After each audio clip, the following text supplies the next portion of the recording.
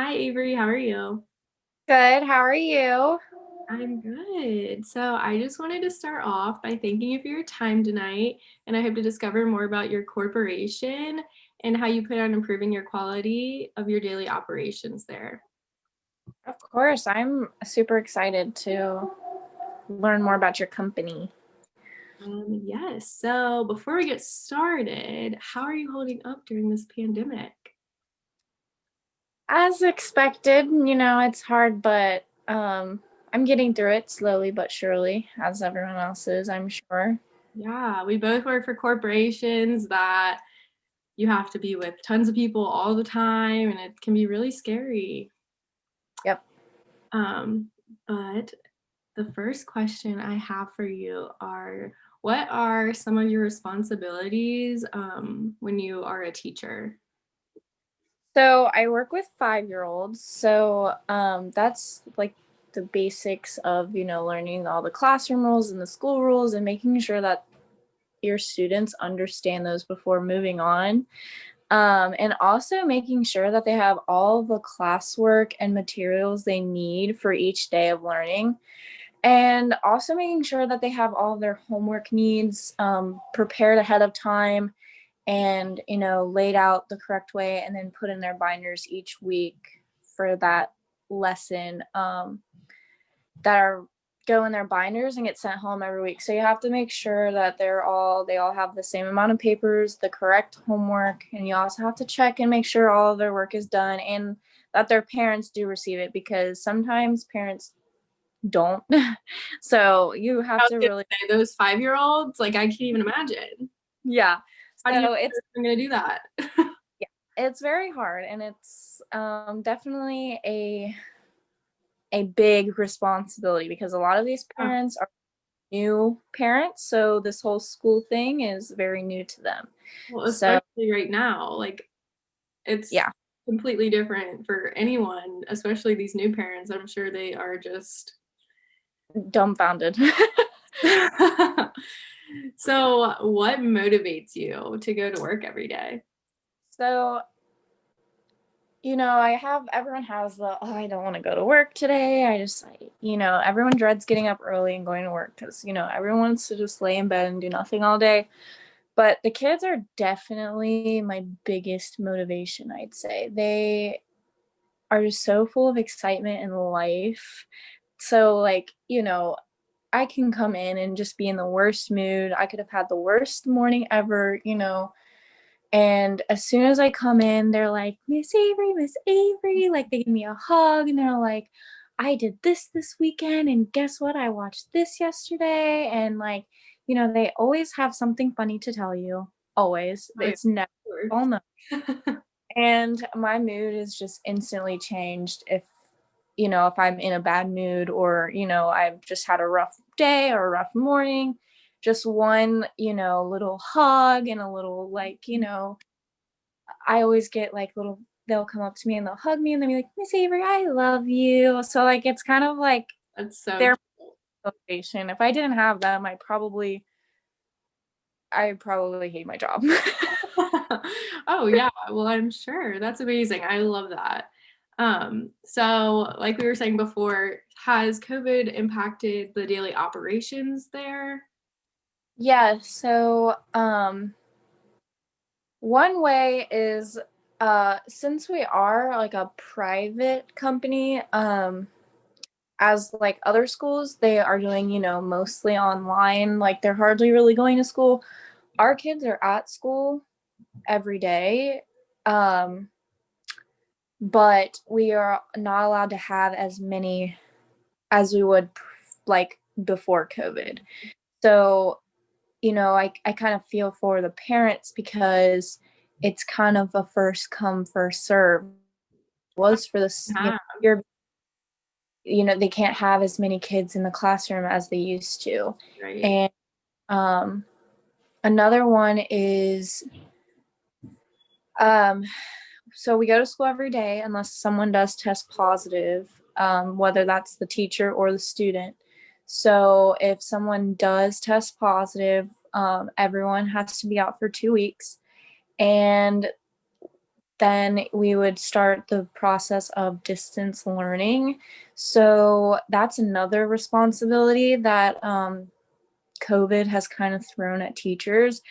And for us, we have to make sure that we have a bin for each individual student to ensure that if they do have to distance learn, they have everything that they may need to do so at home. And that can be tricky for a 5-year-old to, work Zoom, which these days isn't too hard because, Literally having a problem getting it to work, and we're yeah, adults. right. And I actually did have to do a Zoom with my kindergartners, and they picked it up fairly easily, with the help of their parents on the side. But it's also, a struggle for parents because they have to stay home with their kids. Yeah. So trying to teach them and do their own job while, possibly watching the other children that they may have can be a very tricky thing to handle, which it was a kind of a little bit of chaos. So COVID kind of put the pressure on everybody, not just, teachers, but the parents as well. Yeah. My aunt is like a middle school teacher, and she has 3 kids in school. So she's like at home trying to do her virtual classroom Yeah. and help her 3 kids. And she's just like, I'm going to lose my mind. Like, it's just crazy. Yeah, it's definitely a hard thing to get used to. Yeah, I'm sure. But that being said, so what motivated you to start the process of getting a new learning system? So 5-year-olds get very bored very, very quickly. They do. They're starting that process of, they go from daycare where they play with toys all day. They do a little bit of learning, a little bit of hands-on stuff, but they're mostly playing with toys. Um, at home, they go straight from daycare to home, play with toys. On the weekend, they play with toys. Given, some parents are really good when they know they're about to start school. They'll start, doing flashcards and doing that stuff. But other than that, they just play with toys a lot. So trying to find stuff that is like interesting, but you can learn from it as well. Yeah, which can be really hard. So like every other week or two, we switch out we call them works, and it's just a bunch of hands-on things. And there's a few like just toys, but most everything is a game or something that they can use their hands with and learn about what we're learning. So it's not just dump a bucket of toys out and play with cars on the floor. It's language arts. They have something with language arts. They have something with math, something with geography, something with science. So it's a constant struggle to keep them focused on one thing, because they always want to pick the puzzles, which is great, which is fine. But or like sometimes we'll have little animals that they can like play with and look at, but they always want to play with those because they don't have to learn with those. So yeah, that can be switched out and then they can enjoy is definitely key. Yeah, for sure. Do you think there's any risks when it comes to investing in a new process of learning? So I think that there are some risks because you have to really think about your kids. And um I I'm with those kids every day, and I'm right on their level most of the time, so I see and hear how they learn all day long. So if you think that, you have to find something that you think that they'll actually learn from. So um, if you make the wrong choice, you just change their learning process, and they may not have even be learning from it. So you have to think about each individual child and how they learn. So, which can be very tricky because at 5 years old, they don't even know how they learn yet. Once you get into fifth grade, middle school, you kind of start to learn ways that you learn best. And then that's kind of what you stick with all throughout school. So 5 years old, they don't really know like what learning is. So it No, can be you're not. really They're like, it's just time to play. yeah, Like pretty I'm much. with my friends and Miss Avery, and I just want to have a good time. Exactly. That's exactly what you want to do. So it can be very risky to, uproot a learning program and implement a new one For sure. and not 100% knowing if they will learn from it or not. Yeah, I totally agree. How would your school gain the funding for these systems, or do you think they already have the funding? So my school is very efficient on making sure that each classroom has exactly what they need to learn. Um, so I think there wouldn't be any problem with funding a new learning process or program. So they make sure that we have what we need. That's great. Are you confident in in your research when it comes to these like finding the perfect programs for your students? Yeah, I'm pretty confident for a perfect program for my students because I see how they learn and I hear how they learn, just when they're playing with their friends, and they're working on a work with their friends. I kind of hear them working together. Mhm. So I kind of see their everyday learnings and how they change in their learnings every day. So um, I know what to kind of look for in each program. And I also see the different learning programs that we have already used and what I do and don't like about each one. So it kind of makes the process somewhat easier. Yeah, I totally get that. Like you were saying before, like so you do think that like it is a fear of yours that you might make the wrong decision when choosing the program and it affecting the education of your kids. Yes. Um, they just get bored easily. So um, a learning program is, it could be the best learning program, but a teacher is still probably going to have to modify it in their own way to get the full effect for the child Yeah. because um, their minds change really fast. They're learning. So once they start learning, and most kids, they start learning and they catch on fast. So they just shoot through everything. So that's another thing you have to think about is if you will have enough in a program to contain the children that are like flying through everything. Yeah, for sure. So do you think consulting with like different companies will help make your decision? I think that it could be make the process easier because each company can cater to a certain type of learning, whereas others can cater to all of the needs of a student, um, which means you have to weigh all of your options. Um, you have to know going in that if you want to ensure that your students are getting the most um, out of the program, that you may have to pay a little more. So I think definitely consulting with other companies could make you help or make you choose which company you would like to go with easier, I believe. Mm-hmm.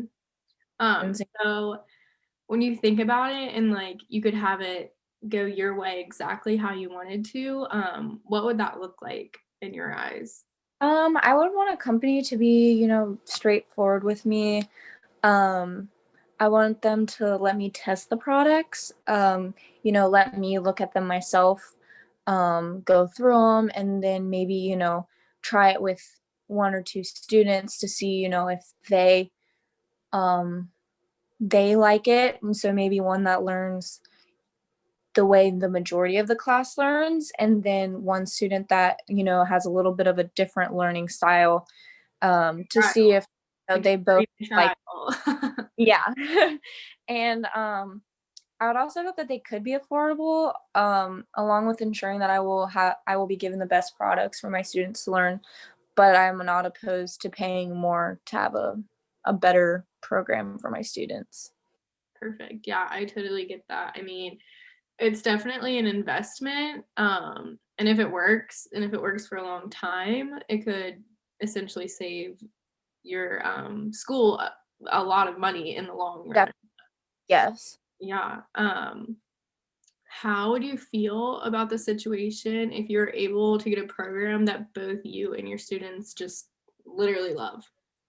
I think that would be amazing. Not only would I love teaching it more, I would also know that my children were having fun and learning at the same time, which is definitely a key aspect in teaching. You don't, I've been that student in the class where, when the teacher's teaching, they're just so monotone and boring, and you just don't learn anything from that. So I think having a program that, kind of gives you a little bit of help because you can only modify a lesson so much. Mhm. So having a program that like helps me out would be great because it makes my fun, and also know that my kids are having fun while learning at the same time. Yeah, for sure. So would you say it's accurate that your first priority when selecting this program is the benefits it will have for your kids? Yeah, my first priority is always the students and the benefits that it has for them. I can only make things so interesting for them. So if I have a program that gives me a little more to work with, like I said earlier, then I know that my children will be gaining that information and soaking it in the best way rather than just boringly sitting there and going in one ear and right out the other. So I've already learned those things, so it's not really about the teacher, it's always about the students and making sure that they are getting the most out of the education that you are providing for them. Yeah, for sure. I respect that so much. If I could convince you that we have the best product for the best price, would that be important to you? Yes, I definitely think, that would be very, very important with me. Of course, with the proof of that demonstrated to me, or, um, that I could see it. Some companies are like, yeah, yeah, yeah, and then they talk you up so quick you don't like even get the chance to look at everything. You just kind of rush into it. So Like, here's the contract.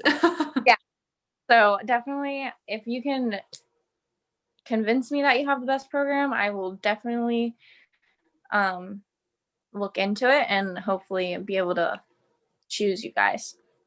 Awesome. Well, thank you so much for meeting with me.